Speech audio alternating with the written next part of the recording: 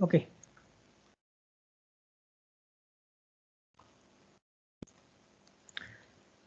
Today we are going to study about the Coulomb's law, electric flux density and intensity. That is, what is electric field, what is Coulomb's law of charge, and what is electric field intensity. We are going to discuss all about these matters. तिमीलाई chapter 1 मा केही problem पर्यो? छैन है. त्यसैले केही problem परेन भने ठीक छ ल.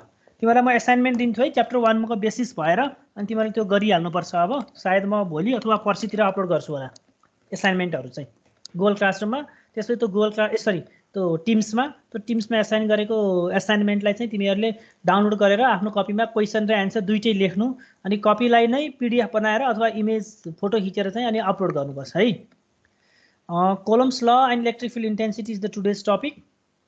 We will start with the electrostatics.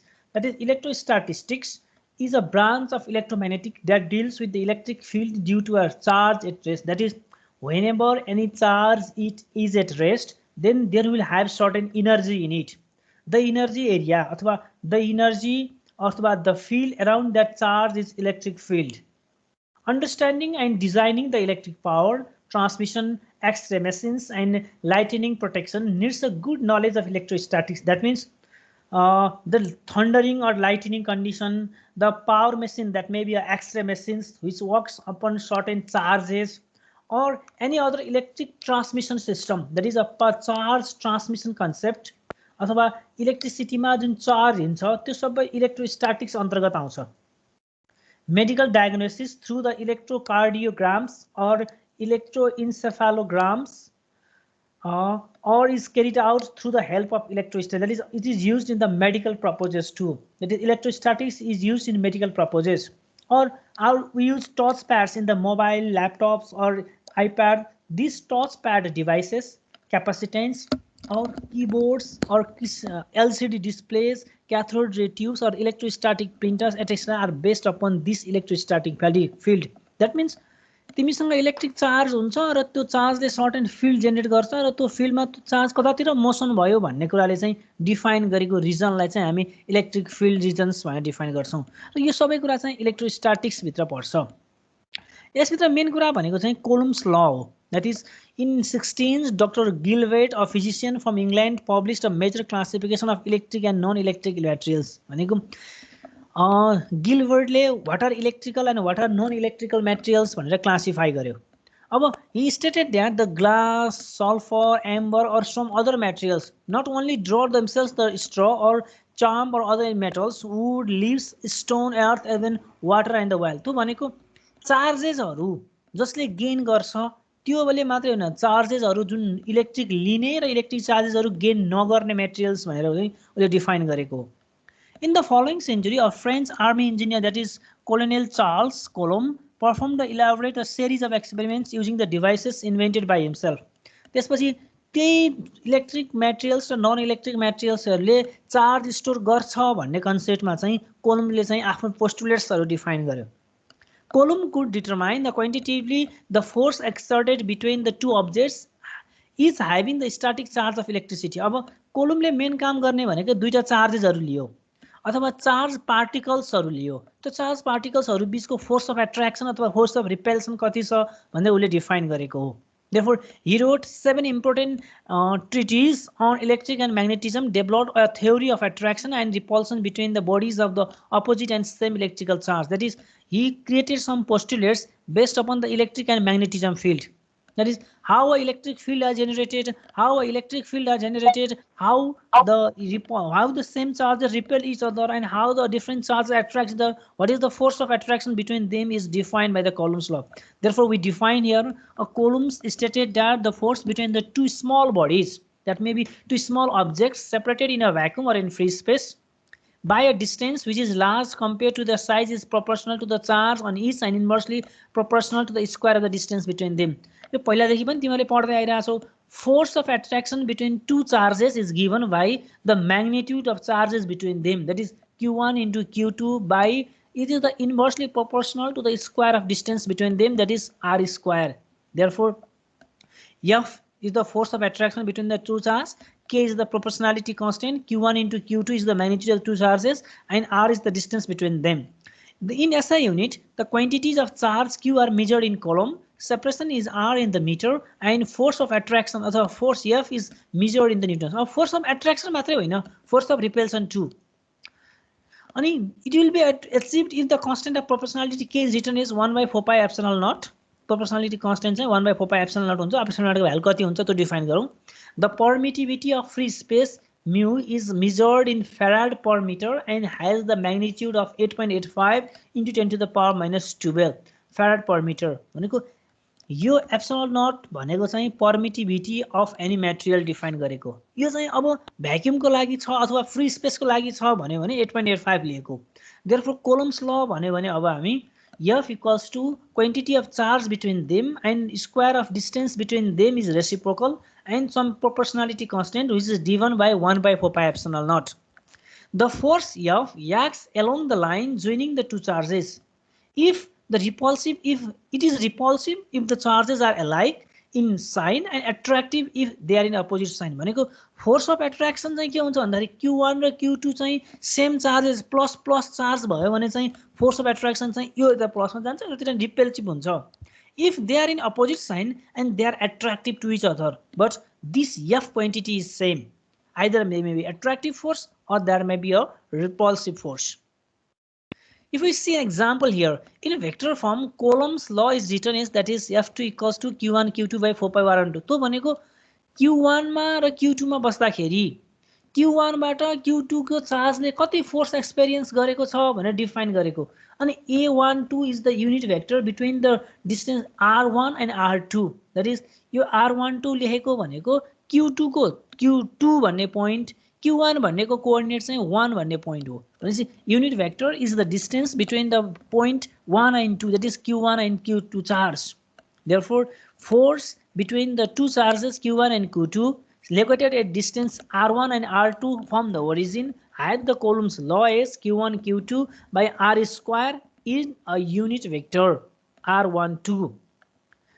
F2 is a force in Q2 for the case where Q1 and Q2 have the same sign and A12 is the unit vector in the direction of R12, the line segment Q1 and Q2. अब यो A12 भनेको चाहिँ हामीले unit vector निकालेको हो. त्यो भनेको vector R12 divide by modulus of R12. यो त सिम्पल कुरा नै भइहाल्यो. कोलम्स ल सबैले जानेकै छ. Let's see an example here. A charge Q equals to 3 into 10 to the power 4 Coulomb at M equals to 1 to 3 and a charge of Q2 at 10 to the power minus 4 Coulomb at N equals to 0 to N are located in a vacuum. Determine the force exerted by Q2 on Q1. Q2 ले Q1 को कारणले कति force experience गरेको छ निकाल भन्न खोजेको हो. अब पहिला त डिस्टेन्स निकाल्नु पर्यो किनकि R12 को स्क्वायर गर्नुपर्ने छ हामीलाई. R12 भनेको R2 minus R1. R2 भनेको कुन हो त भन्दाखेरि N त्यसपछि 0 त्यसपछि 2 is the R2. R2 भनेको Q2 को point. त्यसपछि R1 भनेको चाहिँ Q1 को point 1 2 3. अब R2 minus R1 गर्नु पर्यो. 2 minus 1 0 minus 2 5 minus 3, that is 1 minus 2y plus z. अब फोर्स निकाल्नु पर्यो भनेको चाहिँ अनि युनिट भेक्टर भनेको vector divide by its magnitude. Vector is this, given by magnitude is 1 square plus 2 square plus 2 square, 2 to 4, 4 plus 1, 2 to 4, 4 for 8 plus 1, 9, 9 under root is 3. Therefore, Q12 equals to 1 by 4 pi epsilon naught, Q1, Q2, modulus of charge Q1 को value चाहिँ 3 into the power minus 4 छ. त्यसपछि Q2 को charge चाहिँ minus 10 to the power minus 4 Coulomb छ. Divide by R square भनेको 3 square छ. अनि युनिट भेक्टर भनेको चाहिँ unit vector 1 by 3 1ax minus 2ay plus 2az. यहाँबाट जति भ्यालु आउँछ त्यो भनेको चाहिँ फोर्स एक्सपिरियन्स बाइ इट हो. अब फोर्सको युनिट चाहिँ न्यूटन हो, त्यही भएर हामीले न्यूटन नै लेख्यौं. तिमीहरुलाई क्लियर छ यो कुरा चाहिँ. अब F1 भनेको कति हुन्छ त भन्दाखेरि माइनस F2 हुन्छ.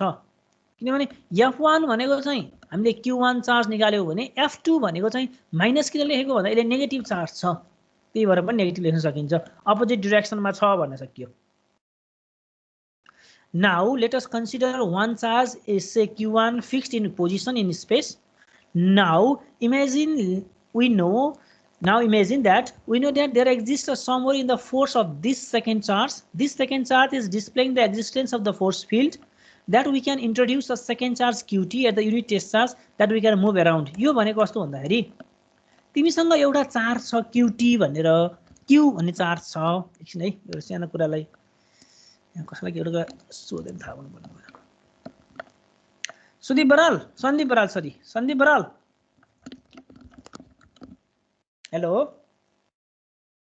सन्दीप बाबु हजुर सर ल तिनीहरुको सास सुन्नु भयो यो कोलम्स ल त पहिलादेखि नै पढ्दै आइरहेको छ नि केही समस्या छ र छैन सर यसमा केही पनि समस्या छैन यो इलेक्ट्रिक फिल्ड इन्टेन्सिटी भनेको के हो म तिमीलाई क्लियरली बुझाउँछु है तिमीले बुझेनौ भने मलाई सोध है यहाँनेरि है तिमीले एकछिन माइक अन नै गरिराख ल तिमीसँग एउटा चार्ज q1 भन्ने छ भनेको मैले हेरि यहाँ q1 भन्ने चार्ज राखेँ अब यो पोजिटिभ चार्ज छ अथवा नेगेटिभ चार्ज छ जेसुकै चार्ज होस् अहिले यसलाई चाहिँ मैले q1 भन्ने चार्ज विथ पोजिटिभ चार्ज छ भने यसले पोजिटिभ चार्ज छ भने यसको त एउटा फिल्ड डिफाइन हुन्छ हो यति यसको रिजन हो भनेको यो चार्जको फोर्स हेरि यति एरिया भित्र पर्छ भनेर चाहिँ हामीले चार्ज q1 को फोर्स एरिया हो भनेर डिफाइन गरे मैले भनेपछि अब म सेकेन्ड चार्ज ल्याउँछु we know that there exists somewhere a force in this second charge. अब यो second charge is displaying the existence of force field.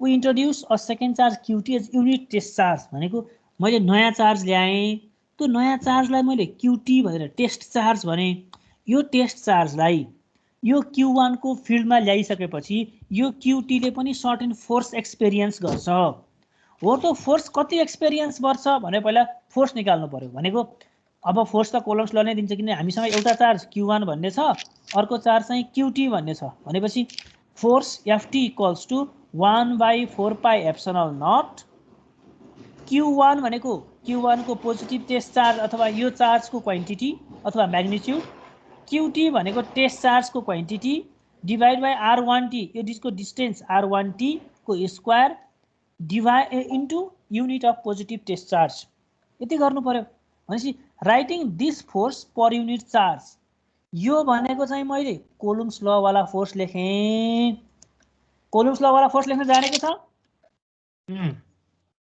के भयो 1/4 पाई एप्सिलन नट अहिले एकछिन केही पनि नखाउ न बाबु 5 मिनेट त हो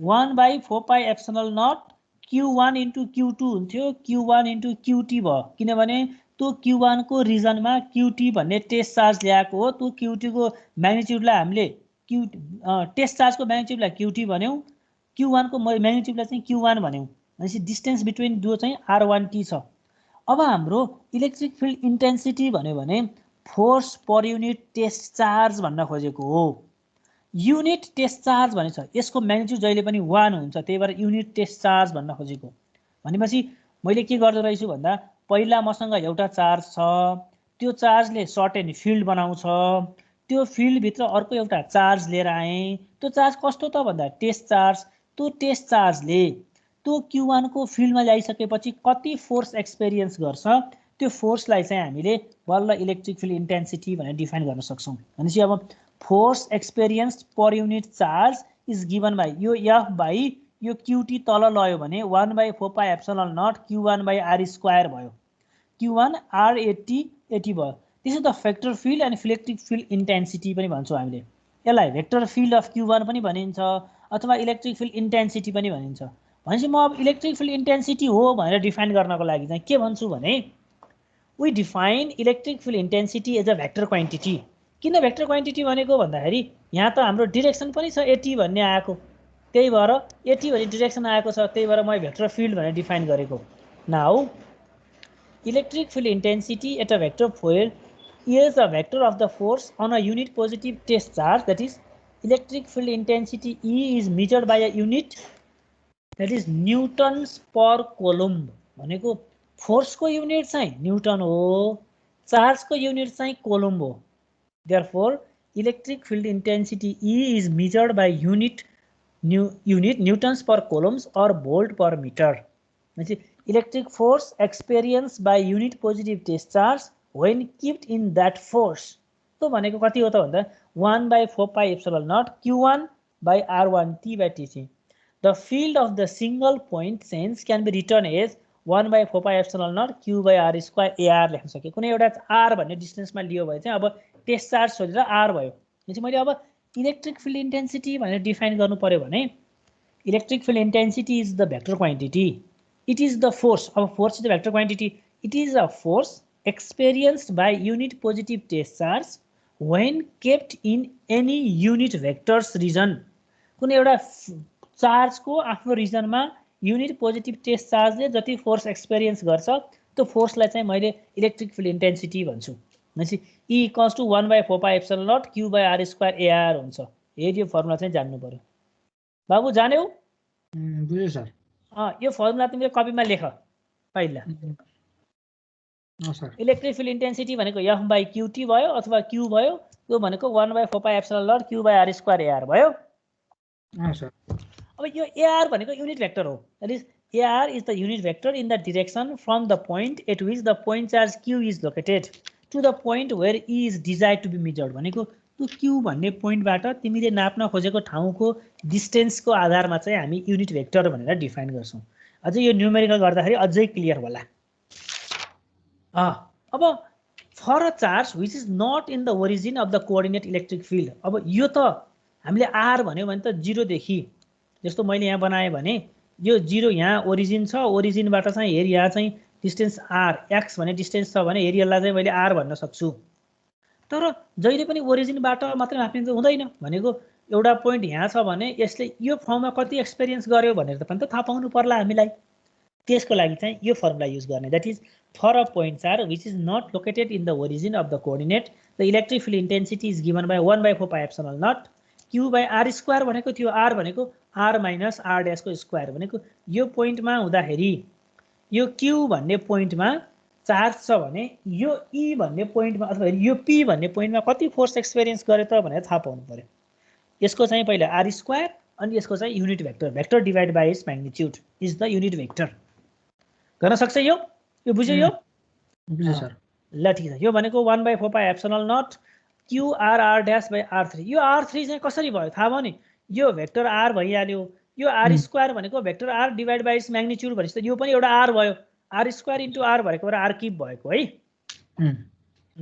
ल अब यसरी लेख्दाखेरि r भनेको चाहिँ x minus x dash y minus y dash z minus z dash लेख्न पाइयो x minus x dash को square y minus y dash को square z minus z dash को r by 3/2 1/2 थियो यहाँ 3/2 हो यहाँ चाहिँ वास्तवमा 1/2 भन्छ किनभने म्याग्निट्युड भनेको त रुट अन्डर रुट 1/2 प्लस 2 गर्दाखेरि त 3/2 हुन्छ यो 3/2 हो यो कुरा बुझ्यो नि हैन होला नि सर म्याग्निट्युड त क्यूबमै होला नि यता म्याग्निट्युडलाई एक्सप्रेस गर्दा डिवाइड भएर जाने होला नि यो म्याग्निट्युडलाई r क्यूब लेख्ने यहाँ चाहिँ 3/2 लेख्ने ठीक छ हो तिमीले भनेको एकदमै ठीक हो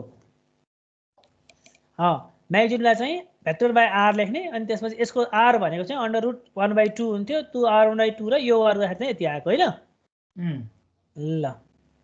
ल अब इलेक्ट्रिक फिल्ड इन्टेन्सिटी अब यो त अहिलेसम्म हामीले एउटा पोइन्ट चार्जको कारणले कति इलेक्ट्रिक फिल्ड इन्टेन्सिटी हुन्छ भनेर हेरौँ अब दुईटा पोइन्ट चार्जेस भयो भनेको the electric field intensity due to two point charges say q1 and q1 at r distance and q2 at r2 is the sum of electric field intensity q1 caused by q1 and q2 भनेको यो कुनै हामीसँग test charge qt भन्ने छ त्यो q2 भन्नेमा q1 र यो q2 दुईटा चार्जेसहरुको कारणले कति फोर्स एक्सपिरियन्स भयो अथवा इलेक्ट्रिक फिल्ड इन्टेन्सिटी कति हो भन्ने भन्दाखेरि it is the algebraic sum of charge due to q1 plus charge due to q2 को कारणले हुने इलेक्ट्रिक फिल्ड इन्टेन्सिटी भनेको electric field intensity is the sum of the forces अथवा sum of electric field intensity caused by q1 charge and q2 charge acting alone independently q1 चार्जले कति force दिन्छ र q2 फोर्सले कति charge q2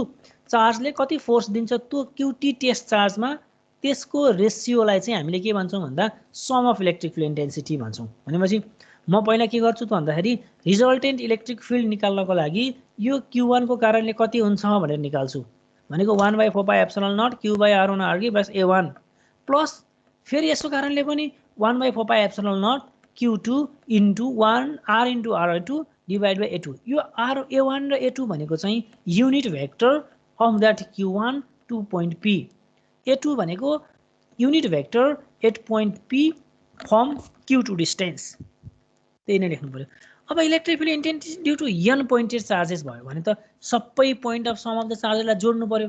एउटाको कारणले 2 point charges छ भने एउटा प्लस दुईटा हुन्थ्यो भने अब एन भयो भने त 1 + 2 + 3 + 4 + 5 गर्दै EN सम्म पुग्नु पर्यो, टोटल लिनु पर्यो। त्यही भएपछि Q1/4πε0 R1 - R1 को square A1P plus Q2 4πε0 R1 - R2 को स्क्वायर A2P प्लस हुँदै हुँदै हुँदै Qn plus 4πε0 R square 1/Rn को स्क्वायर भनेको अर्थ टोटल चार्जेसहरू भनेको टोटल इलेक्ट्रिक फिल्ड इन्टेन्सिटी भनेको इच इन पोइन्ट अथवा इच चार्जले त्यो टेस्ट चार्जमा कति इलेक्ट्रिक फिल्ड इन्टेन्सिटी दिन्छ त्यसको अल्जेब्रिक सम हो। त्यसलाई चाहिँ हामीले यसरी पनि लेख्न सक्यौं, that is E total electric field intensity due to n point charges is given by the sum of the charges, that is sum of the electric field intensity due to individual charge. Therefore Q1 m equals to 1 to n Qm 4πε0 1 minus Rm Amn, यो m भनेको चाहिँ unit vector हो भनेर जान्नु पर्यो। अब यसमा हामीले एउटा न्यूमेरिकल हेरौं। ल ठीक छ, तिमी जाऊ न त, अब अर्कोलाई बोलाउँछु म। हस् सर। ओके ल बिजन रेग्मी, बिजन बाबु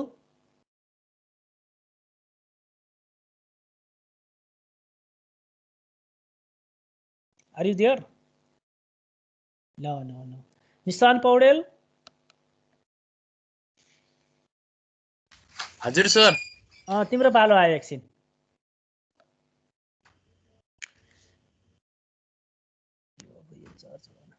खै एकछिन यहाँ चार्ज भएन। ल ल अहिलेसम्म हामीले के पढ्यौं भन्दाखेरि electric field intensity total charge कति हुन्छ भन्दाखेरि इच पोइन्ट चार्जको कारणले कति इन्टेन्सिटी आउँछ त्यसको अल्जेब्रिक सम गर्ने भनेर पढ्यौं हैन? हजुर सर। अब हामी एउटा न्यूमेरिकल गर्छौं। यसमा हामीलाई अ चार्ज Q1 is 2 माइक्रोकोलम। माइक्रोकोलम भनेको 10 टु द पावर कति हो रे? 10 to the power -6 sir. 6 हो। Located at point P1 and second charge 3 microcoulomb at P2, that is -1 2 3. Find electric field intensity E at m equals to 3 - 4 2 मा निकाल्नु पर्यो। भनेपछि अब मैले के गर्नु पर्ने रहेछ, तिमी मलाई आइडिया दिन सक्छौ? अब दुईटा चार्जको भेक्टर सम गर्ने सर। हो, भनेपछि यो Q1 को चार्जको कारणले यो E भन्ने यो पोइन्टमा कति हुन्छ यहाँबाट निकाल्ने, अर्को पोइन्टको कारणले कति हुन्छ निकाल्ने, दुईटालाई सम गर्ने। अब पहिला सुरु R1 बाट R2 बाट निकाल्दा छ 3 - 4 - ay - 2, अर्को भनेको चाहिँ 4 - 6 यसको है। यो एउटा चाहिँ यो पोइन्टको कारणले, त्यही भएर 3 - 4 2 लेखेको चाहिँ 0 0 0 छ, 3 4 - 2 भइहाल्यो। अर्को 1 2 3 छ, 3 - 4 2 छ, त्यही भएर 3 - 1 गरेको भएर 4 भयो। कुरा बुझ्यो नि? बुझे सर। त्यसपछि -4 - 2 गरेको भएर -6 भयो। त्यसपछि 2 - 3 गरेको भएर चाहिँ -1 भयो। यसको युनिट निकाल्न सक्यौ? अब भनेपछि अब electric field intensity due to point charge, यो Q1 को कारणले आउने चाहिँ यति इलेक्ट्रिक फिल्ड इन्टेन्सिटी हो, सेकेन्डको कारणले आउने चाहिँ यति इलेक्ट्रिक फिल्ड इन्टेन्सिटी हो। दुईटालाई मैले सम गरेँ, सम गरेर चाहिँ यहाँ जति भ्यालु आयो त्यो लेखेँ। अब इलेक्ट्रिक फिल्ड इन्टेन्सिटीको युनिट के हो त? भोल्ट पर मिटर अथवा न्यूटन पर कोलुम।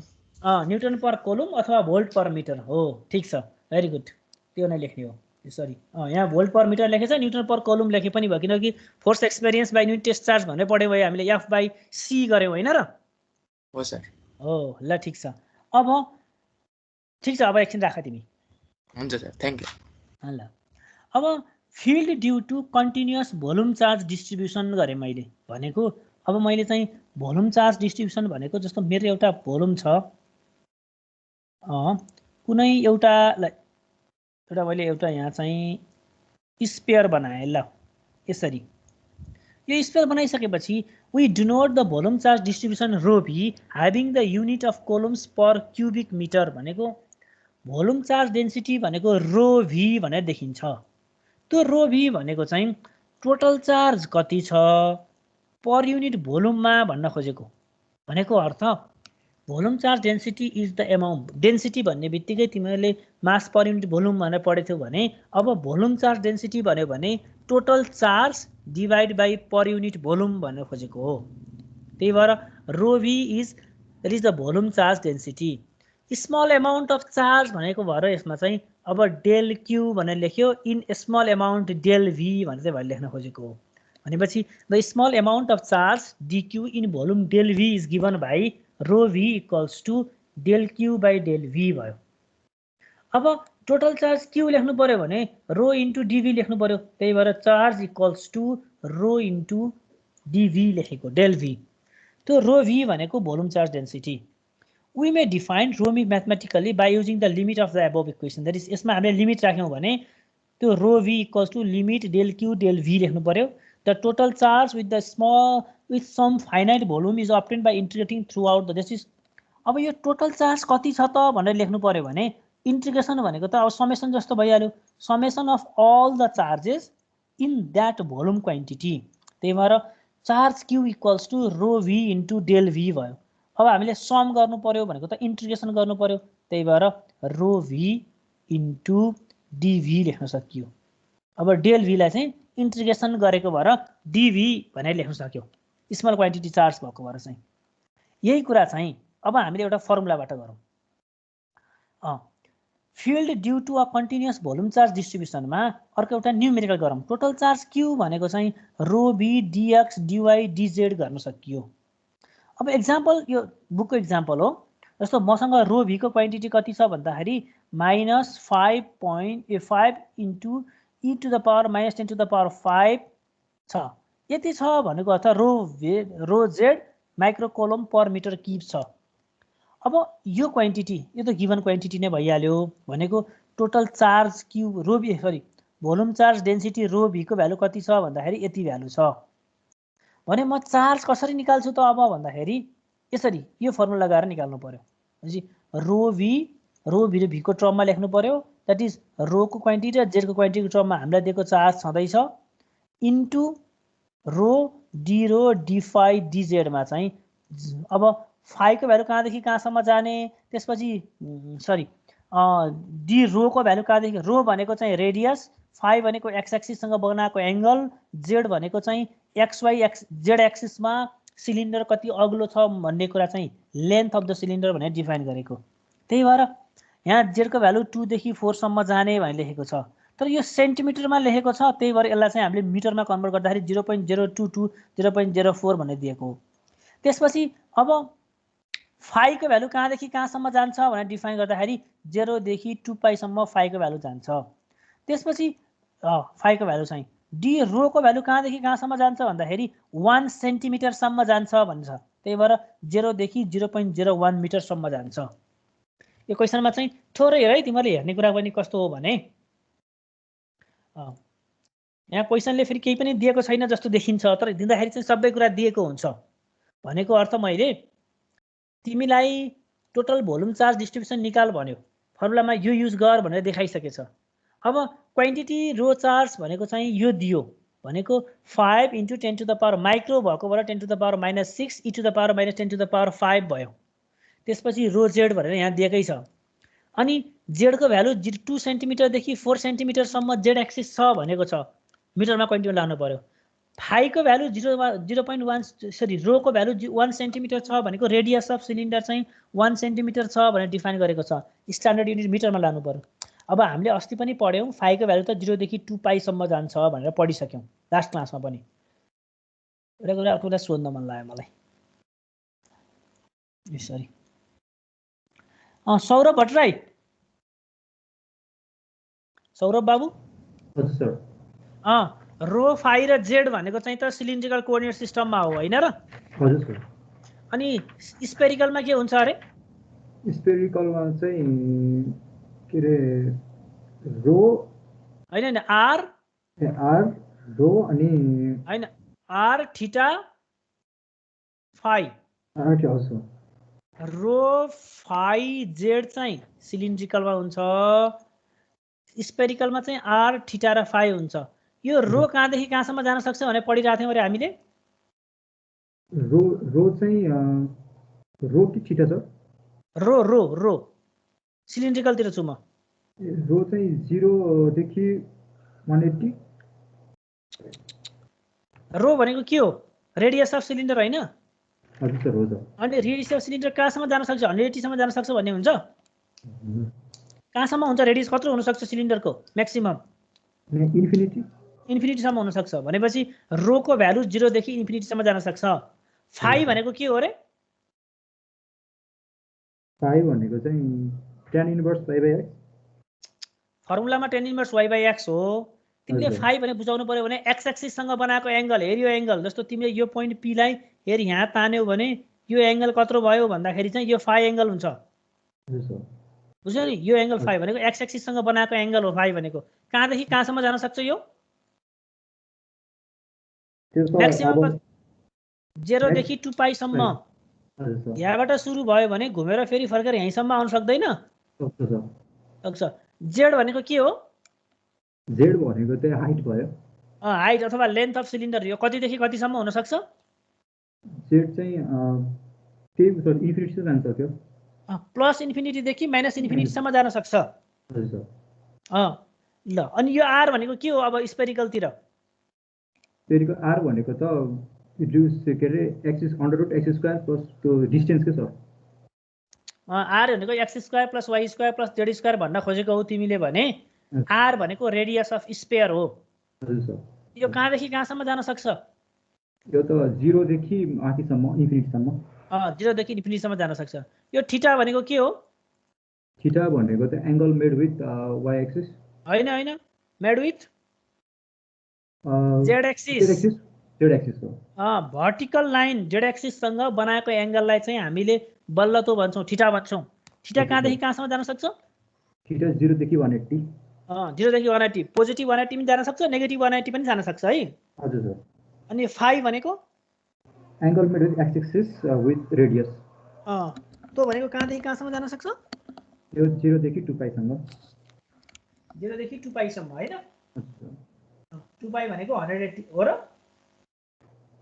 हजुर सर 0 देखि 180 सम्म जान सक्छ हो फाइ 360 होला नि त 360 सम्म जान सक्छ ल त्यही फर्मुला युज गरेको यहाँ पनि आर को भ्यालु 2 सेन्टिमिटर देखि 4 सेन्टिमिटर छ त्यही भएर 0.02 देखि 0.4 सम्म फाइ को भ्यालु यसले दिएको छ यहाँ तिमीलाई थाहा छ नि कहाँदेखि कहाँसम्म जान सक्छ भनेर त त्यही भएर 0 देखि 2 पाइ सम्म जान सक्छ 180 360 भनेको त्यही गरी रो को भ्यालु चाहिँ 0 देखि इन्फिनिटी सम्म हुन सक्छ भनेछ त्यही भएर 0 देखि कहाँदेखि कहाँसम्म भन्दाखेरि 0.01 सम्म जान सक्छ 1 सेन्टिमिटर भएको भएर मिटरमा लाँदा 0.1 भएको अब यो तिमीले इन्टिग्रेसन गर्यौ भने चाहिँ यसको रिजल्ट यो आउँछ यो चार्जको युनिट के हुन्छ वास्तवमै चार्ज त कुलम कोलम चार्ज हुन्छ ल ठीक छ थ्यांक यू ल तिमी राख ल अब नेक्स्ट एउटालाई फेरि सोधिहाल्नु पर्यो म एक्लै त किन गर्नु ओके बिजन रेग्मी बोलेन अघि सन बोर्डले बोलिसक्यो शैलेश घिमिरे शैलेश छौ हिँडिसक्यो ल ठिक छ म आफै गर्छु भाइ शैलेश बोल्यो भने बोल्ने है find the total charge inside the volume indicated by rho v equals to 4xyz square rho को भ्यालु कहाँदेखि कहाँसम्म जान्छ भन्छ भन्दाखेरि यहाँ रो को भ्यालु सरी रो को भ्यालु 0 देखि 2 सम्म जान्छ फाइ को भ्यालु 0 देखि पाइ बाइ 2 सम्म जान्छ र जेड को भ्यालु 0 देखि 3 सम्म जान्छ भनेर डिफाइन गरिदिएको छ and all higher units in SI units अब मलाई एक्स वाइ जेड दिएको छ तर के दिएको छ भन्दाखेरि रो फाइ र जेड को भ्यालु दियो रो फाइ र जेड भनेको त सिलिन्ड्रिकल कोअर्डिनेट सिस्टममा हो एक्स वाइ जेड भनेको त कार्टेसियन कोअर्डिनेट सिस्टममा हो जब मलाई भ्यालुजहरु रो फाइ र जेडमा दिएको छ भने म के गर्नु पर्यो भन्दा मेरो given quantity x y z लाई पहिला सिलिन्ड्रिकल कोअर्डिनेट सिस्टममा कन्भर्ट गर्नु पर्यो सिलिन्ड्रिकल कोअर्डिनेट सिस्टममा चाहिँ एक्स भनेको के हुन्छ भन्दाखेरि रो cos फाइ हुन्छ वाइ भनेको रो sin फाइ हुन्छ एक्स र वाइ जेड भनेको त जेड नै हुन्छ केही गर्नै पर्दैन किनभने एक्स वाइ जेड यता हुन्छ उतातिर रो फाइ जेड हुन्छ त्यही भएर जेड लाई कन्भर्ट गर्नु भनेपछि एक्स जहाँ छ म के लेख्छु भन्दा रो cos फाइ लेख्छु जहाँ वाइ छ म त्यहाँ के लेख्छु रो sin फाइ लेख्छु त्यही भएर 4 रो sin फाइ रो cos फाइ जेड स्क्वायर लेखेँ मैले अब म इन्टिग्रेसन गर्छु टोटल चार्ज q भनेको अहिले भर्खरै हामीले फर्मुला हेर्यौं चार्ज डेन्सिटी रो भी भनेको चार्ज पर युनिट भोल्युम हो। अब चार्ज भनेको त रो भी इन्टु डिभी हो, त्यही भएर integration in the volume rho v into d v. अब कहाँदेखि कहाँसम्म जान सक्छ भन्दा जेडको भ्यालु 0 देखि 2 सम्म जान सक्छ, त्यही भएर जेडको भ्यालु 0 देखि 3 सम्म जान सक्छ, 0 सम्म 3। पाईको भ्यालु 0 देखि 2 सम्म जाने भनेर डिफाइन गरिदिएको छ यसले, त्यही भएर 0 to पाई। त्यसपछि रोको भ्यालु 0 देखि 2 सम्म जाने भनेर डिफाइन गरिदिएको छ, त्यही भएर 0 to 2। केलाई इन्टिग्रेसन गर्ने भन्दाखेरि 4 rho sine phi cos phi Z square D रो। अब हेर त फाई लेख्ने बेलामा रो डी फाई लेख्नुपर्छ जहिले पनि, नझुक्क नै। यहाँनिर स्टुडेन्टहरु म्याक्सिमम यहाँ डी फाई लेख्न हतार गर्छ स्टुडेन्टहरुले यो पोइन्टमा। जब हामीले सिलिन्ड्रिकललाई जब हामीले कार्टेसियनलाई सिलिन्ड्रिकल सिस्टममा लग्यौं त्यहाँ चाहिँ डी रो हुन्थ्यो, त्यसपछि रो डी फाई हुन्थ्यो, अनि बल्ल डी जेड हुन्थ्यो। भनेपछि जहाँ डी फाई छ त्यहाँ चाहिँ रो डी फाई लेख्नु पर्यो। अब यो रो र यो रोले मल्टिप्लाई गर्दाखेरि चाहिँ रो स्क्वायर बन्न जान्छ। यो रो त्यसपछि यो रो, तीनटा रो भयो, एउटा रो दुईटा रो तीनटा rho. Rho cube Z square sine phi cos phi D rho D phi D Z. अब sine phi cos D phi D Z भयो। यसमा साइन टू फाई भनेको चाहिँ sine phi cos phi, 2 sine phi cos phi हो, त्यही formula use गरेको यसमा आएर। अनि त्यसपछि त गर्न सकि नै हाल्छ। 72 कोलम चार्ज भयो। अब यो चाहिँ आफै गर्ने हो है, यो चाहिँ गर्न सक्छौ होला। कसैलाई केही प्रब्लम छ यो न्युमेरिकल गर्नमा? Do you have any problem in doing it? छैन होला, एकचोटि घरमा गर है। ल हामी अगाडि बढौँ। अब incremental contributions to the electric field intensity यता आर त अहिले पनि भनिसकियो। डेल आर भयो भने डेल क्यू राख्नु पर्यो, अनि त्यसपछि 4πε0 r/r स्क्वायर। अब यो डेल क्यू भनेको रो भी इन्टु डिभी, त्यसपछि यो रो भी डिआर डिभी, यसरी चार्जको टर्ममा लेखेको मात्रै हो है, चार्जको टर्ममा। The contribution of all volume charge in is given region is the volume element approaches to 0। यसलाई चाहिँ हामी भोल्युम इन्टिग्रेसन गरेर मात्र देखाएको, न्युमेरिकलमा अझै क्लियर पनि होला यो पनि। Now field of line charge. Now we consider the filament-like distribution of the volume charge density. It is convenient to treat the charge as a line charge density rho L equals to Coulomb per meter. भनेको line charge density। अब थोरै एउटा स्टुडेन्टलाई मलाई सोध्नु मन लाग्यो यहाँ। आशिष आचार्य, हजुर सर। जसरी भोल्युम चार्ज डिस्ट्रिब्युसन भनेको हामीले रो भी लेखेर, रो भी भनेको volume charge density equals to total charge Q divide by V लेख्यौं नि, त्यसरी नै लाइन चार्जको लागि चाहिँ रो एल लेख्छौं। रो एल भनेको charge defined total charge divide by length L गर्ने कुरा बुझ्यो? हजुर। भनेको लाइन चार्ज डिस्ट्रिब्युसन लेख्नु पर्यो भने चाहिँ line charge density equals to total charge divide by line. अर्को नै हुन्छ सर्फेस चार्ज डेन्सिटी भनेर मैले रो एस लेखेँ अहिलेको लागि। रो एस भयो भने म के लेख्नु पर्दो रहेछ भने त मलाई charge divide by Q by A. ल सर्फेस चार्ज है, यसलाई चाहिँ मैले डेल एस भनेर लेख्न खोजिरहेको थिएँ वास्तवमा। ल ठिक छ, एरिया भनेर लेख्न खोजेको यो डेल एस भनेको चाहिँ है। अब डेल एल भन्यो भने चाहिँ लेन्थ लेख्न खोजेको, डेल भी भनेको चाहिँ भोल्युम भन्न खोजेको हो। अब यदि हामीसँग युनिट अथवा लेस अथवा in differential volume with differential quantity of charge छ भने del q by del v, यहाँ पनि del q by del l, यहाँ पनि del q by del s हुन्छ। अब यसमा चाहिँ हाम्रो रोयल छ भनेको लाइन चार्ज डेन्सिटी छ, रोयल चार्ज भनेको चाहिँ चार्ज पर युनिट मिटर लेखेछ नि, यहाँ मिटर लेखेको अर्थ पनि लेन्थ भएको भएर मिटर लेखेको। भनेपछि total charge Q divide by length in metre, त्यही भएर चार्ज पर युनिट लेन्थ भयो। Let us assume a straight line charge extending along the z-axis in cylindrical coordinate system -∞ to +∞। भनेको अब हाम्रोसँग एउटा लाइन चार्ज छ, त्यो लाइन चार्ज कहाँदेखि कहाँसम्म गइरहेको छ भन्दाखेरि -∞ to +∞ सम्म हिँडेको छ। -∞ to +∞ यो चार्जलाई हेर्यो भने तिमीहरूले we desire the electric field intensity E at any point resulting from the uniform line charge density rho L। अब हेर त यहाँ एकछिन, यो चाहिँ लाइन चार्ज हो। यो लाइन चार्जमा मैले यो भन्ने पोइन्टमा चाहिँ म के निकाल्न खोज्दैछु भन्दा इलेक्ट्रिक फिल्ड इन्टेन्सिटी निकाल्न खोज्दैछु। के को कारणले भन्दाखेरि अहिले एउटा पोइन्ट भएको भए यहाँ हुन्थ्यो, अर्को पोइन्ट यहाँ हुन्थ्यो, अर्को पोइन्ट यहाँ हुन्थ्यो भनेपछि यस्ता पोइन्ट चार्जेसहरू जोड्दै जोड्दै जोड्दै जोड्दै गएर लाइन बन्यो। त्यो सबै लाइनको कारणले यसमा कति इन्टेन्सिटी दियो त भनेर डिफाइन गर्नु पर्यो। भनेपछि we desire the electric field intensity E at any point resulting from the uniform line charge density rho L. That is the incremental field dE only at the components of rho d rho a rho and dz direction and no in the fy direction. भनेको के हो भने तिमीले line चार्जलाई जेडमा राखिरहेछौ र तिमीले Y एक्सिसमा चाहिँ तिमीले चाहिँ त्यो पोइन्ट इलेक्ट्रिक फिल्ड इन्टेन्सिटी निकाल्न खोजिरहेछौ भने त्यतिखेर the incremental field D E only has the component A rho र एजेड मात्रै हुन्छ र एफआई हुँदैन। No phi component. किन हुँदैन त एफआई कम्पोनेन्ट भने the component D E Z is a resultant of symmetrical distribution of line segment above and below the observation point. अझै यो जेड भन्ने पोइन्ट पनि यो पोइन्टको तलतिर इन्फिनिटी छ। यहाँको पोइन्टको कारणले गर्दाखेरि यहाँ जति इलेक्ट्रिक फिल्ड इन्टेन्सिटी आउँछ यतातिर गयो आयो भने त यो त यतातिर पर्छ। अब त भनेपछि प्लस र माइनसको कारणले रिजल्टेन्टमा आउँदाखेरि यो जेड वाला कम्पोनेन्ट पनि जिरो नै हुन्छ। फाइनलमा चाहिँ सुरुमा चाहिँ रो र जेड मात्रै प्रेजेन्ट हुन्छ भन्नु पर्यो, फाई चाहिँ एब्सेन्ट हुन्छ किनकि त्यो वाई एक्सिसमा निकालेको हो, त्यही भएर वाई एक्स जिरो हुने हो। तर जेड पनि हेर्दै गयो भने मैले यो पोइन्ट र यतापट्टिको यो पोइन्टको कारणले गएको हेरेँ भने चाहिँ यसले चाहिँ पोजिटिभ भ्यालु दियो भने यो तलकोले चाहिँ नेगेटिभ भ्यालु दिन्छ। पोजिटिभ र नेगेटिभले त मैले टोटल इलेक्ट्रिक फिल्ड इन्टेन्सिटी निकाल्ने गर्दा फेरि अल्जेब्रिक सम गर्छु। एउटा माथिकोले पोजिटिभ भ्यालु दियो तलकोले नेगेटिभ भ्यालु दियो भने त दुईटाको अल्जेब्रिक सम त जिरो भयो। त्यही भएर जेड कम्पोनेन्ट पनि जिरो हुन्छ। देयरफोर द कम्पोनेन्ट डिइजेड भनेको Z component, that is electric field intensity with Z component, is the result of the symmetrical contribution.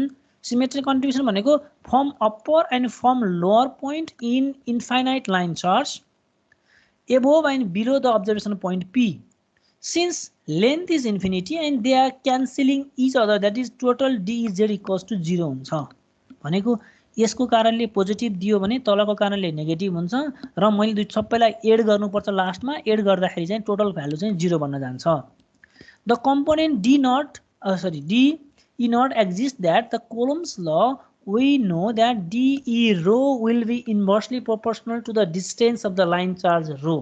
भनेपछि हामीसँग लास्टमा हुने भनेको त रो कम्पोनेन्ट मात्रै हुँदो रहेछ। हेर यहाँले थोरै ध्यान देऊ। के ध्यान देऊ भन्दाखेरि मैले पहिला सुरु जेड एक्सिसमा चाहिँ एउटा लाइन चार्ज राखेँ। त्यो लाइन चार्ज राखेपछि चाहिँ त्यो लाइन चार्ज भनेको चाहिँ line charge density rho L भएको कम्पोनेन्ट हो। मैले कहाँ इलेक्ट्रिक फिल्ड इन्टेन्सिटी फाइन्ड गर्न खोजिरहेको छु? वाई एक्सिसको कुनै एउटा पोइन्टमा। त्यो वाई एक्सिसको कुनै एउटा पोइन्टमा फाइन्ड गर्नको लागि चाहिँ मैले वाई एक्सिसमा फाइन्ड गर्न खोजेको भएर त्यो चाहिँ रो र जेड कम्पोनेन्ट मात्रै प्रेजेन्ट हुन्छ, फाई कम्पोनेन्ट चाहिँ एब्सेन्ट हुन्छ। तर त्यही भित्र पनि जेड चाहिँ सिमेट्रिक छ लाइन चार्ज भने माथिको भ्यालुले प्लस दिन्छ र ओरिजिन भन्दा तलको भ्यालुले नेगेटिभ दिन्छ। त्यो दुईटाको रिजल्टेन्ट चाहिँ 0 हुन्छ। त्यही भएर z will be cancelling each other from the above and the below the observation point. Therefore हामीसँग मात्र के बाँकी रहन्छ त भन्दाखेरि रो कम्पोनेन्ट मात्रै बाँकी रहन्छ। अब मैले डिई लेख्ने बेलामा चाहिँ डिई ए रो प्लस डिई एजेड लेख्छु, तर यो डिई एजेड चाहिँ के हुन्छ त भन्दाखेरि 0 बन्न जान्छ है भनेको। The component D E rho exist that and from the Coulomb's law we know that dE rho will be inversely proportional to the distance of the line charge dE. अब यहाँ हेर्यो भने पनि यो चार्ज रो dl छ, यो चार्ज रो dl को कारणले यहाँ हेर्नु पर्यो नि त। अब dE बाट यता आउँछ dE2 यता जान्छ भनेर। therefore let point P0y यो भनेको यो y axis को पोइन्ट कुन जान्छ त? the let P0y0 be a point on the y axis where the value of electric field intensity has to be calculated. Since the electric field does not vary with phi and z, P is the general point. अब phi त present नै हुँदैन, z चाहिँ एकअर्कामा cancel हुन्छ भनेपछि त rho is the general point. P मा जनरल पोइन्ट चाहिँ रो मात्रै भएको हुन्छ। देयरफोर dE1 भन्यो भने चाहिँ अब dq by 4 pi epsilon naught r1 square sound बुझेछ कि छैन? साउन्ड आछ कि छैन? हेलो आएको छ सर। आएकै छ ल ठिक छ। यसमा हेऱ्यौ भने अब मैले यहाँनिर जान्नुपर्ने कुरा चाहिँ एउटा मेन कुरा के हो भन्दा फाइ कम्पोनेन्ट प्रेजेन्ट नै हुँदैन, जेड कम्पोनेन्ट प्रेजेन्ट हुन्छ तर पोजिटिभ र नेगेटिभ एकअर्कामा क्यान्सल भएको भएर 0 बन्न जान्छ। हामीसँग बाहिर बाँकी रहेको भनेको रो कम्पोनेन्ट मात्रै हो, त्यो रोले मात्र रिजल्टेन्ट दिन्छ भनेर जान्नु पर्यो। मेन कुरा चाहिँ यो हो। भनेको जेड एक्सिसमा मैले लाइन चार्ज राखिरहेको छु, वाइ एक्सिसमा चाहिँ मैले के गरिरहेको छु भन्दाखेरि पोइन्ट पी कन्सिडर गरेर फाइन्ड गर्न खोजिरहेको छु। अब dE1 equals to dQ by 4 pi epsilon naught R1 square dAR1 लेख्नै पर्यो। त्यसपछि नेक्स्ट भनेको चाहिँ dQ equals to 4 pi epsilon naught R1 2 square R1 by R2, यो त त्यही भेक्टर भइहाल्यो। R1 भेक्टर बाई R लेख्नु पर्यो, R1 क्युब बाई R लेख्यो। यो R1 भनेको R माइनस R1। अब यो भनेको चाहिँ कस्तो भन्दाखेरि यो R भनेको चाहिँ रो एरो हो भनेको यता हेर्दाखेरि है, यो हेर्नु पर्यो क्या। यहाँनिर चाहिँ यो R र R1 ड्यास जुन लेखिरहेको छ नि, यो भाइ फियरबाट हेर है, R र R1 ड्यास भनेर चाहिँ यो R भनेको त यतातिर मात्र जाने क्वान्टिटी हो नि त। यो त रो क्वान्टिटी हो, रेडियस अफ सिलिन्ड्रिकल हो भनेपछि रो एरोकै डिरेक्सनमा। अब यो R1 ड्यास जुन लेखिरहेको छ यो त जेड एक्सिसमा मात्रै छ, R1 ड्यास यता हो भनेपछि यो पोइन्टबाट हामीले यहाँ निकाल्न खोजिरहेछौँ नि। भनेको यो पोइन्टको कारणले यो पी भन्ने पोइन्टमा इलेक्ट्रिक फिल्ड इन्टेन्सिटी कति हुन्छ भनेर निकाल्नको लागि त ओरिजिनबाट हेर्दाखेरि यतातिर गएको डिस्टेन्सलाई चाहिँ हामीले आरएआर लेख्यौँ। यो आर ड्यास लेख्नु पर्यो नि त। भनेपछि vector r minus vector R1 dash लेख्नु पर्यो कि परेन? यो र यो बिचको डिस्टेन्स लेख्ने बेलामा त्यही लेखेको यहाँ। भनेपछि जेड एजेड लेखेको भनेको माथिपट्टिकोलाई चाहिँ जेड एजेड लेख्न खोज्यो। अनि यो पोइन्ट माइनस यो पोइन्ट गर्दाखेरि चाहिँ vector r minus vector r dash. अब R1 भनेको rho square plus z square भनेको rho square plus z square भइ नै हाल्यो। यो भेक्टर यसमै लिएर राखेको कि ठ्याक्कै। अब आर भनेको चाहिँ rho arrow minus z a z यहाँ लेख्न पाइहालियो। dQ by 4 pi epsilon naught rho arrow minus z a z by rho square plus z square z cube. यही ठिक छ। यसको मोडुलस पनि यहाँ एउटा मोडुलस पनि लेख्न पाएको भए राम्रो देखिन्थ्यो। ल जा मैले यहाँ मोडुलस पनि लेखिदिएँ सजिलो बनाउनको लागि। त्यसपछि रो अनि यहाँ पुगिसकेपछि त 3/2 लेख्न पाइ नै हालियो। 4 pi epsilon naught rho square plus z square 3/2। यो भनेको चाहिँ vector r divide by r आएको भएर यो आर र यो आर क्युब देखिएको। अनि यो भेक्टर आर भनेको यही भेक्टर आर हो है। त्यसपछि अब दुईटा पार्ट हेर त। यो पार्ट भनेको एउटा यति पार्ट छ, एउटा यति पार्ट छ, दुईटा पार्ट छ है यहाँनिर चाहिँ। मैले अब यहाँ के गर्दै लिएँ भन्दाखेरि अब नेक्स्ट पोइन्ट ई को लागि लिनु पर्दाखेरि dQ R2 4 pi epsilon naught R2 square, फेरि यसको लागि पनि त्यस्तै गर्नु पर्यो। हेर त यहाँनिर चाहिँ अब के फरक पर्यो भन्दाखेरि यो जेड जुन छ नि ऐ माइनस जेड आइरहेको थियो, अब यहाँ प्लस जेड आउन थाल्छ है। यसरी आउन जाँदाखेरि चाहिँ R2 को भ्यालु भनेको चाहिँ R1 R2 square Z one Z square, phi value यसरी हामी लेख्न सकिहाल्यो। यो ऐकै पोइन्ट जस्तै लेख्ने हो। E1 प्लस E2 गर्नु पर्यो, दुईटा भ्यालु जोड्नु पर्यो। जोड्दाखेरि चाहिँ यो जेड र यो जेड चाहिँ क्यान्सल आउट इच अदर भयो। बाँकी रह्यो के भन्दाखेरि रो कम्पोनेन्ट मात्रै काँकी रह्यो। यसले पनि देखाउन खोजेको चाहिँ त्यही कुरा हो। नजुक्कने है। dE1 र dE2 जोड्दाखेरि यसमा चाहिँ माइनस जेजेड भन्ने छ, यसमा चाहिँ प्लस एजेड भन्ने क्वान्टिटी छ।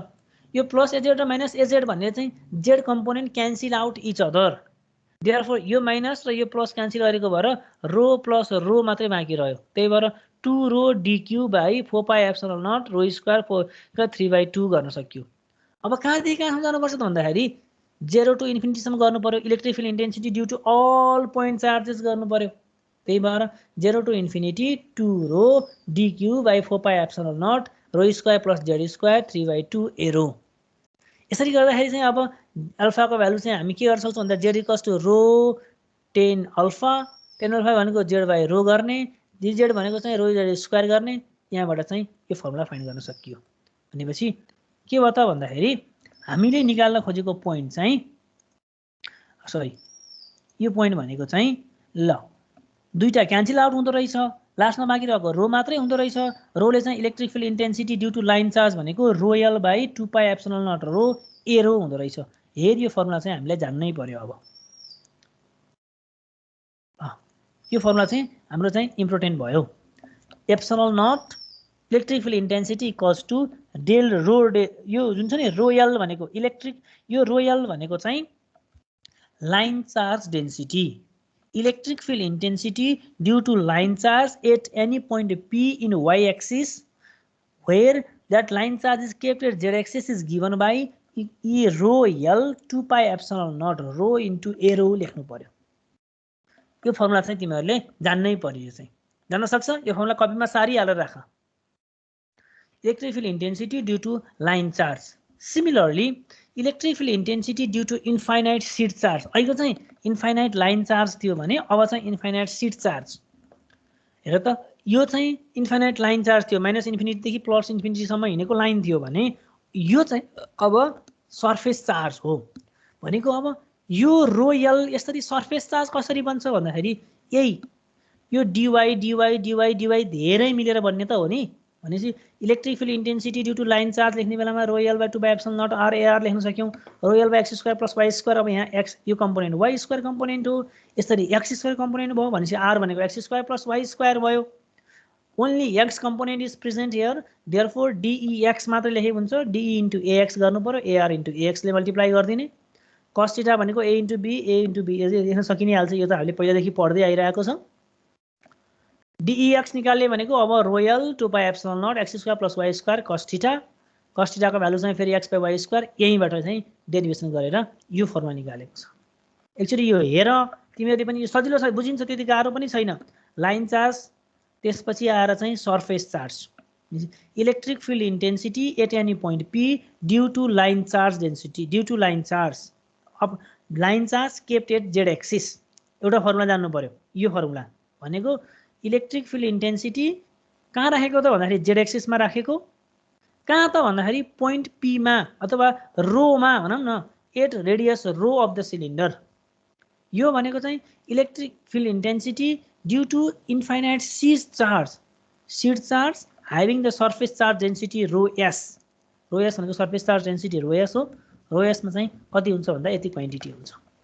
rho s by 2 epsilon naught हुन्छ। यति कुरा चाहिँ जान्नु पर्यो। लाइन चार्ज अब जनरल फर्ममा भेक्टर फर्ममा लेख्नु पर्यो भने ex लाई चाहिँ rho s 2 epsilon naught लेखिसकेपछि चाहिँ हामी ax लेख्छौं। f point p is minus ax भयो भने minus ax हुन्छ। इन जर्नलमा चाहिँ त्यसो भएर रो p row s by 2 epsilon naught an भनेर लेख्ने। an भनेको unit normal vector to sheet and directed away from it, either positive X axis डिरेक्सनमा अथवा नेगेटिभ एक्स एक्सिस डिरेक्सनमा। यसरी चाहिँ यो दुईटा पोइन्ट जान्नु पर्यो। डिराइभ गर तिम्रो कपीमा चाहिँ हुनु पर्यो। यो चाहिँ भनेको electric field intensity due to point charge र electric field intensity due to line charge चाहिँ आफ्नो कपीमा डेरिभेसन गर्ने। अब क्लासमा भएको भएमा तिमीहरूलाई डेरिभेसन बोर्डमा लेखाएर गराउन लाउँथे, गर्दै जान्थे, म पनि तिमीहरू पनि गर्दै जान्थे। अब यहाँ चाहिँ अब फ्याक्टर देखाएपछि तिमीहरूलाई हेर्न सजिलो भइहाल्यो, गर्न सक्छौ मजाले।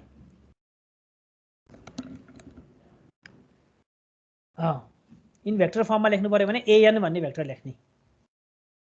अब electric field intensity due to parallel plate capacitor भनेको हामीसँग एउटा xy प्लेन एउटा y एक्सिसमा राखेको छ। यहाँ एउटा प्लेट छ, यहाँ एउटा प्लेट छ भने दुईटा बीचको इलेक्ट्रिक फिल्ड इन्टेन्सिटी कति छ, डिस्टेन्स चाहिँ a ले छुट्याएको छ भनेको त यहाँ पनि त यही सर्फेस चार्ज जस्तै हो नि त। एउटा सिट छ, अर्को सिट छ, दुईटा सिट जस्तो भयो नि त यो त। त्यही भएर in the region x less than 0 that is rho s by 2 pi epsilon not ax लेख्नु पर्यो। यो चाहिँ माइनस ax लेख्नु पर्यो किनभने एउटामा पोजिटिभ चार्ज छ, त्यही भएर प्लस q लेखेको। यसमा माइनस चार्ज छ, त्यसबाट माइनस रो s लेखेको भनेको सर्फेस चार्ज डेन्सिटी। यसको लागि फर्मुला लेख्नु पर्यो भने आखिर यो रो s भनेको पनि केही होइन, just charge per unit surface area नै हो। तर यहाँ चाहिँ पोजिटिभ चार्ज छ, त्यही भएर हामीले प्लस लेख्यौं। यहाँ चाहिँ नेगेटिभ चार्ज छ, त्यही भएर यहाँ नेगेटिभ, त्यही भएर यहाँ ई प्लस र ई माइनस भनेर लेखेको छ। इलेक्ट्रिक फिल्ड इन्टेन्सिटी पोजिटिभ र नेगेटिभ चार्ज लेखेको। टोटल इलेक्ट्रिक फिल्ड इन्टेन्सिटी भनेको त के हो, प्लसको कारणले आउने चार्ज र माइनसको कारणले आउने चार्ज। Minus s ax plus rho s ax equals to 0। Region x greater than 0 भयो भने के गर्नु पर्यो, अब एउटामा प्लस छ, एउटामा माइनस छ, plus ex minus ax minus गर्दाखेरि 0 भयो। इन द रिजन 0 र x को बीचमा पर्यो भने चाहिँ दुईटा जोड्नु पर्यो, रो एस ax इन्टु ax हुन्छ। यो कुरा चाहिँ ध्यान दिनु पर्यो। भनेपछि x लेस देन 0 मा होस् अथवा x ग्रेटर देन 0 मा होस्, एकअर्कामा इलेक्ट्रिक फिल्ड इन्टेन्सिटी 0 हुने भयो किनकि एउटाले पोजिटिभ इलेक्ट्रिक फिल्ड इन्टेन्सिटी दिन्छ, एउटा नेगेटिभ इलेक्ट्रिक फिल्ड इन्टेन्सिटी दिन्छ। तर x र 0 र x को बीचमा पर्यो भने चाहिँ के गर्नु पर्यो भन्दाखेरि दुईटैको भ्यालु चाहिँ कन्सिडर गर्नु पर्यो। रो x को भ्यालु a र 0 र a को बीचमा पर्यो भने चाहिँ यो फर्मुला युज गर्नु पर्यो। दुईटा क्वान्टिटी जोड्नु पर्यो मात्रै भन्न खोजेको। ल अब हामीले जुन अहिले पढ्यौं नि त्यसलाई हामीले न्युमेरिकली गर्न खोजिरहेका छौं। Finite uniform line charge 5 nanocoulomb per meter lie along the positive and negative x-axis, xy axis in the free space. Find E at this point. अब अहिले फर्मुला लगाउने rho Lx by 2 pi epsilon naught rho x जुन हामीले यहाँ derive गर्यौं यही formula sorry यहाँ जुन डिराइभ गरियो फर्मुला यही फर्मुला युज गर यो rho L by 2 pi epsilon naught rho a rho त्यही फर्मुला युज गरिरहेछ यहाँ पनि भनेपछि rho L by 2 pi epsilon naught rho x Ly by rho y rho y apy यी दुईटा फर्मुला सम गर्यो volt per metre electric field intensity फेरि point b मा पनि त्यस्तै फर्मुला युज गर्यो त्यसपछि अब that is rho is the shortest distance between the observation point and the line charge त्यही भएर यसलाई चाहिँ हामीले rho भन्ने पोइन्ट बनाएको भनेपछि जस्ट अहिलेको फर्मुलालाई युज मात्रै गरेको है पोइन्ट चार्जहरुमा चाहिँ भनेपछि अब हामीले के चाहिँ जान्नु पर्यो भन्दाखेरि हामीले तीनटा फर्मुला जान्नु पर्यो point charge electric field intensity due to point charge भन्यो भने q by 4 pi epsilon naught r square into ar unit vector line charge भन्यो भने rho l by 2 pi epsilon naught r ar भयो त्यसपछि surface charge भयो भने rho s by 2 pi epsilon naught an अब यो an किन लेखेको भन्दा पोजिटिभ छ कि नेगेटिभ एक्सिसमा छ भनेर डिफाइन गरेर हेर्नु पर्यो प्लस ax लेख्ने कि माइनस ax लेख्ने त्यही भएर चाहिँ यहाँ पोजिटिभ चार्जको लागि अथवा नेगेटिभ चार्जको लागि त्यही भएर चाहिँ यहाँ डिफाइन गरेको डाइरेक्सन चाहिँ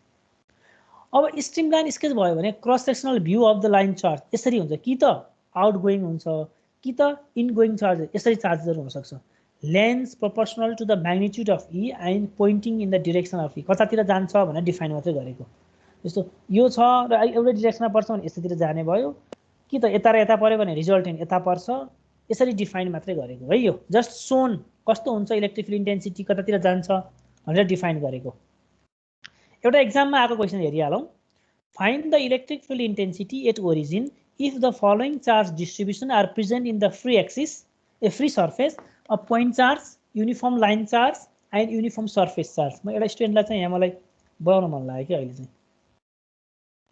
साधना हजुर सर तिम्रो पालो आयो एकैछिन है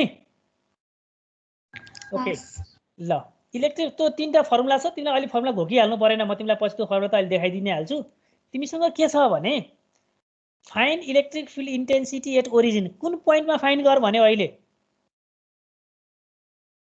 ओरिजिन हो यो पोइन्टमा मैले अहिले यो पोइन्ट पी भनेर लेखे जानेरी यो पोइन्ट भनेको चाहिँ मलाई इलेक्ट्रिक फिल्ड इन्टेन्सिटी फाइन्ड गर्नुपर्ने पोइन्ट हो if the following charge distribution are present अब कहाँ छ भने एउटा पोइन्ट चार्ज 12 न्यानो कोलम्बको भन्ने कुरा चाहिँ यहाँ छ भनेको 206 ल मैले यहाँनिर राखिदिएँ अहिले जता भए पनि यहाँ चाहिँ मेरो यो पोइन्ट पी भन्ने छ त्यो भनेको चाहिँ 12 न्यानो कोलम्ब चाहिँ यहाँ बसेको छ यसको कारणले यहाँ कति हुन्छ फाइन्ड गर्नु पर्यो uniform line charge density 3 nano coulomb per metre at x = 2 y = 3 भनेपछि अर्को के छ सरफेस चार्ज छ कहाँ भन्दाखेरि 3 यो पोइन्टमा छ ल हेर यहाँ छ 3 nano coulomb at point this यसको यो सरफेस चार्जको कारणले तिम्रो ओरिजिनमा कति इलेक्ट्रिक फिल्ड इन्टेन्सिटी हुन्छ भनेर निकाल्नु पर्यो now uniform surface charge density भनेको अर्को भोल्युम चार्ज छ यो भोल्युम चार्ज यहाँ छ 0.2 न्यानो कोलम्ब पर मिटर छ मिटर स्क्वायर छ भने यो कहाँ छ भन्दाखेरि x = 2 को लाइनमा छ भनेपछि अब मैले के गर्नु पर्यो भन्दाखेरि total electric field intensity find गर्ने भनेको त पोइन्टको कारणले यहाँ कति इलेक्ट्रिक फिल्ड इन्टेन्सिटी पर्छ यो सरफेसको कारणले यहाँ कति इलेक्ट्रिक फिल्ड इन्टेन्सिटी पर्छ यो भोल्युमको कारणले यहाँ कति इलेक्ट्रिक फिल्ड इन्टेन्सिटी पर्छ भनेर तीनटैलाई फाइन्ड गर्नु पर्यो तीनटैलाई फाइन्ड गरेपछि तीनटाको सम गर्ने भनेको चाहिँ बल्ल मेरो यो ई पी र एस युज गर्ने कुरा बुझेछ एकदमै हजुर सर भनेपछि तिमीलाई दुईटा पोइन्ट चार्ज दियो भने पनि तिमीले दुईटा पोइन्ट चार्जको कारणले त्यो एउटा कुनै पोइन्टमा इलेक्ट्रिक फिल्ड इन्टेन्सिटी कति हुन्छ भनेर निकाल्छौ एउटा एउटाको गरेर अनि जोड्छौ त्यस्तै गरेर भोल्युम चार्ज दियो सरफेस चार्ज दियो भने पनि जे दिए पनि electric field intensity at the point due to line चार्जको कारणले सरफेस चार्जको कारणले भोल्टेज चार्जको कारणले कति आयो भन्ने चाहिँ डिफाइन गरेर निकाल्छौ अब म फर्स्टमा यो ईपी निकाल्छु ड्यू टु पोइन्ट चार्ज भनेर फर्मुला त के हो यो फर्मुला ठीक छ q by 4 pi epsilon naught r square ar ठीक छ यहाँ हेर त ठीक छ नि q by 4 pi epsilon naught r square ar त्यही फर्मुला युज गरेको हो यो पोइन्ट चार्जको कारणले भनेको यो 12 न्यानो कोलम्बको कारणले हेर त चार्जको भ्यालु चाहिँ कति छ भन्दाखेरि 12 न्यानो कोलम्ब छ। अब मैले पहिला सुरु डिस्टेन्स फाइन्ड गर्नु पर्यो ओरिजिनसम्म भनेपछि 206 भनेको त सजिलो भइहाल्यो 000 माइनस 206 त्यसो भएर -2 -6 भइहाल्यो 0 - 0 भनेको त 0 भइहाल्यो r = 40 भयो। भनेपछि अब EP निकाल्नको बेला 9 न्यानो कोलम्ब भएको 12 न्यानो कोलम्ब भएको भएर यहाँ चाहिँ सरी यो 12 हुनु पर्थ्यो यहाँ 9 लेखेछ है झुक्यो। प्रेजेन्ट फ्री स्पेस हैन सर त्यो 1/4 पाइ एप्सिलन नट को भ्यालु 1/4 पाइ एप्सिलन नट को भ्यालु ठीक 0.9 माथि लाँदाखेरि ठीक हो 1/4 पाइ एप्सिलन नट नलेखिन उ गरे ठीक छ एकदम ठीक भने तिमीले यो भनेको 1/4 पाइ एप्सिलन नट को भ्यालु हो। त्यसपछि 12 लेख्ने 12 न्यानो कोलम्बको भ्यालु यो भइहाल्यो। त्यसपछि vector r divide by r keep गर्नको लागि चाहिँ भेक्टर r भनेको -2ax यो जुन छ त्यो भेक्टर डिभाइड बाइ 40 भनेको चाहिँ हाम्रो म्याग्निट्युड जुन छ √40 को भ्यालु 3/2 यो भ्यालु आयो। यो भनेको volt per metre due to point charge. Similarly म लाइन चार्जको लागि निकाल्छु। लाइन चार्जमा हेर है अब भेक्टर निकाल्ने बेलामा है 0 0 0 छ लाइन चार्ज कहाँ छ भन्दाखेरि 2 र 3 दियो भने z एक्सिस को भ्यालु के छ त भन्दाखेरि जुन z मा दिएको छ त्यही भ्यालु कन्सिडर गर्ने। यहाँ 0 0 0 दिएको छ त्यही भएर 0 सँग घटाएको यो चाहिँ 0 हुन्छ केही पनि जुन दिए छैन त्यो 0 हुन्छ भनेर कन्सिडर गर। भनेपछि 2 3 0 भयो। अनि यसमा गर्दाखेरि 2 र 3 x र y आयो मोडुलसको भ्यालु यति आयो।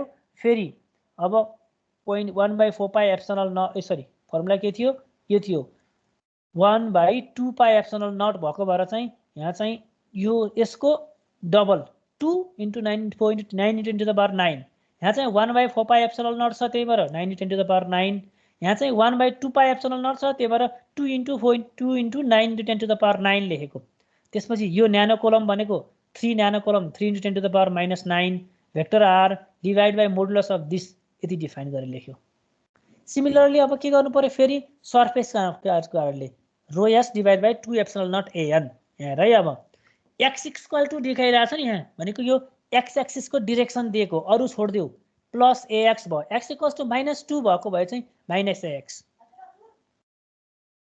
ρs/2 एप्सिलन नट यो भ्यालु युज गर्ने एउटा फर्मुला युज गर्ने।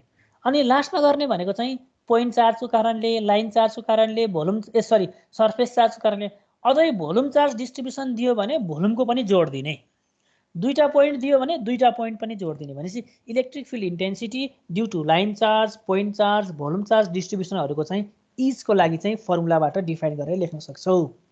ओके ओके सर ओके ल थ्यांक यू भेरी मच। ल राख यदि गाह्रो छैन यो सजिलै छ यदि गाह्रो होइन यो।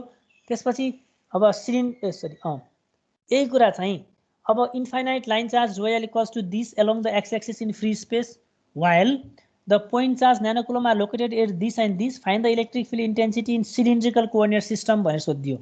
अहिले हामीले गर्यौ कार्टेशियन कोअर्डिनेट सिस्टममा अहिले चाहिँ हामीलाई सिलिन्ड्रिकल कोअर्डिनेट सिस्टममा निकाल भनिरहेछ भनेपछि अहिले जस्तो गर्ने भनेपछि के दियो भन्दाखेरि लाइन चार्ज दियो त्यसपछि फ्री स्पेसमा while the point charge दियो त्यही भएर टोटल इलेक्ट्रिक फिल्ड इन्टेन्सिटी भनेको point charge plus line charge भयो। पोइन्ट चार्जको कारणले कति गर्यौ निकाल्न सकिहाल्यौ। त्यसपछि लाइन चार्जको कारणले के भयो सबै निकाल्न सकिहाल्यौ। आएको टोटल इक्वेसनलाई हामीले दुईटालाई जोड्यौ यो निकाल्न सकिहाल्यौ फ्रम इक्वेसन 1 बाट। त्यसपछि दुईटा जोडिसकेपछि जुन आइरहेको छ यो भेक्टरलाई अब के गर्ने त भन्दाखेरि यो त x ax ay az मा आयो ax ay az मा आएकोलाई चाहिँ अब सिलिन्ड्रिकलमा लैजाने भनेको रो फाइ र जेड मा लैजानु पर्यो। त्यो रो फाइ र जेड मा लानको लागि रो फाइ र जेड क्वान्टिटी निकाल्ने एरो निकाल्ने बेलामा given vector e into arrow भनेको ex ax arrow plus uy ay arrow plus ez az arrow भनेपछि हामीले यो भन्दा अघिल्लो च्याप्टरमा जुन पढेको थियौं त्यो यहाँ पनि युज भयो। तिमीलाई भेक्टर चाहिँ xyz मा दिएको छ तिमीले चाहिँ अब कसरी गर्न सक्छौ भन्दा त्यो गिवन भेक्टरलाई convert it into cylindrical coordinate system भनेपछि रो फाइ र जेड मा निकालेर छोड्नु पर्यो।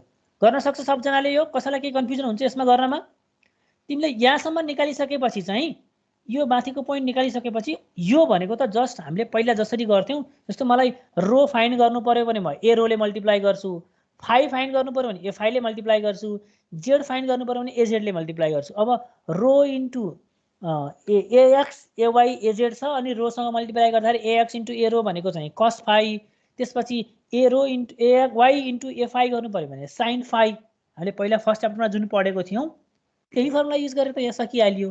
अनि ए रो भनेको दिस क्वान्टिटी आयो, यो भनेको ए रो भयो, यो भनेको एफआई भयो, जेड भनेको त उताको जेड र यताको जेड चाहिँ एउटै नै हुन्छ। त्यसो भएर -9.33 एजेड भन्नु र यताको एजेड भन्नु त एउटै हो, त्यही जेड क्वान्टिटी लेखेको।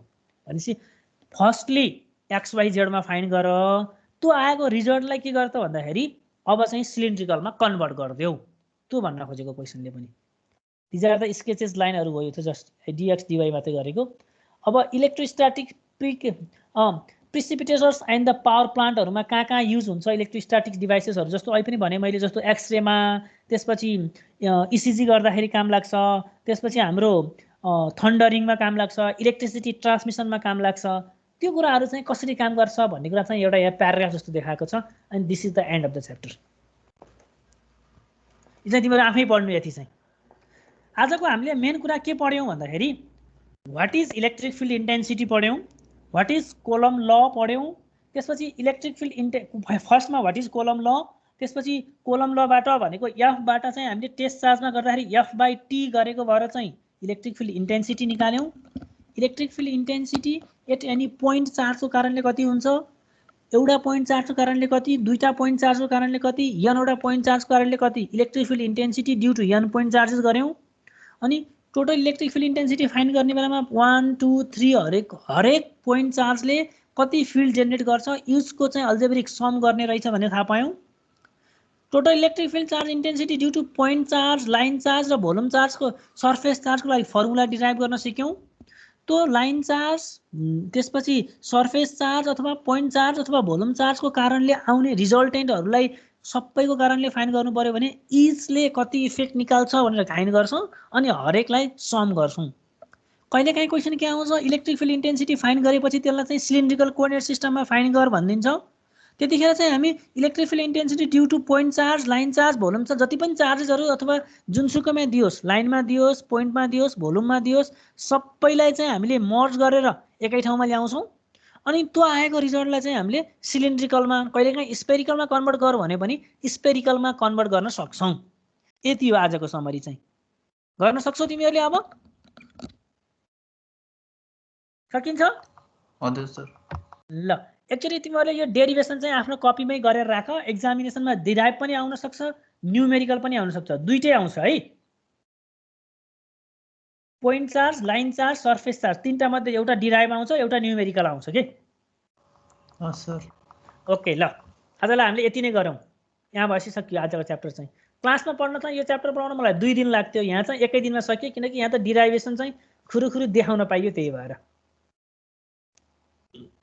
कपीमा सार्न पर्थ्यो, कलेजमा मैले पनि बोर्डमा लेख्नु पर्थ्यो, मलाई गाह्रो हुन्थ्यो, यहाँ त मलाई सजिलो हुँदो रहेछ।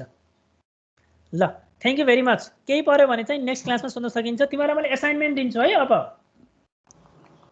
Okay sir. इलेक्ट्रोम्याग्नेटिक्सको लागि छुट्टै एउटा कपी बनाऊ, त्यही कपीमा लेख सबै असाइनमेन्टहरू। Okay sir. ओके ल have a good day everyone. Stay safe. बाहिरतिर कोरोना एकदम कडा लागेको छ, बाहिर ननिस्क है, ओइ भित्रै बस। सर। यहाँ कोरोना लाग्यो भने त बाँच्ने सम्भावना कम्ती हुन थालिसक्यो बाबु, त्यही भएर बाहिर ननिस्कने, कसैलाई पनि जे छ घरमा त्यही खाने, बरु थोरै खाने।